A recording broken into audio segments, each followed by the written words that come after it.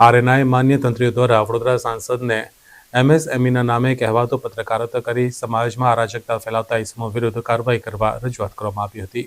વડોદરાના RNI registered newspaper for India માન્ય તંત્રીઓ દ્વારા વડોદરાના સાંસદ ડોક્ટર હેમાંગ જોશીને આવેદનપત્ર આપી રજૂઆત કરવામાં આવી હતી કે પાછલા ઘણા સમયથી વડોદરા શહેર જિલ્લા સહિત સમગ્ર જગ્યાએ એમએસએમઈના સર્ટિફિકેટ કઢાવી બની બેઠેલા કહેવાતા તંત્રીઓને ઇસમો વિરુદ્ધ યોગ્ય અને ન્યાયિક તપાસ કરી સમાજમાં અરાજકતા ફેલાવી લોકોને જાણે અજાણે ગેરમાર્ગે દોરી પત્રકારોને લાંછન લાગે તેવા કૃત્યો કરી સાચા અને પ્રમાણિક તંત્રીઓ અને પત્રકારોની લાગણી દુભાય તેવી પ્રવૃત્તિઓ બેરોકટોક વગર થઈ રહી છે, જે સમાજ માટે ઘણું હાનિકારક અને બજારમાં પત્રકારોની છબી સાવ નિમ્ન કક્ષાએ પહોંચી જવા પામી છે।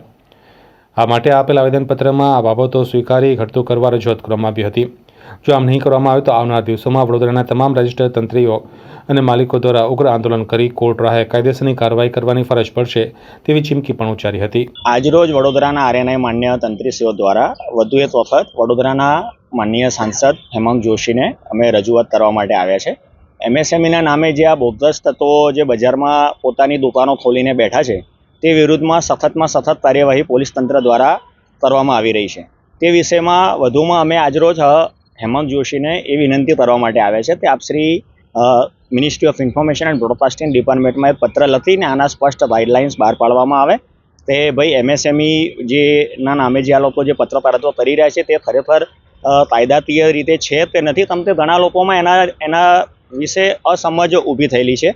લોકો એવું માને છે કે અમે એમએસએમઈ લીધું છે એટલે અમે પત્રકારત્વ કરી શકીએ, તો એ રીતે તો ડૉક્ટર બનવા માટે કે વકીલ બનવા માટે બી જો એમએસએમઈ લઈ લેવામાં આવે તો શું એ વકીલને ડૉક્ટર કહેવાશે? એને શું બીજી કોઈ પ્રોસેસ ફોલો કરવાની નથી?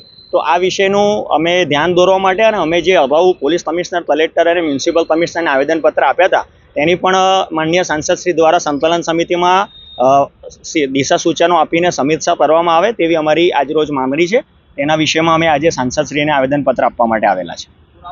હિમાંશુ જોશી, હું લોકમૈત્રી ન્યૂઝનો તંત્રી છું।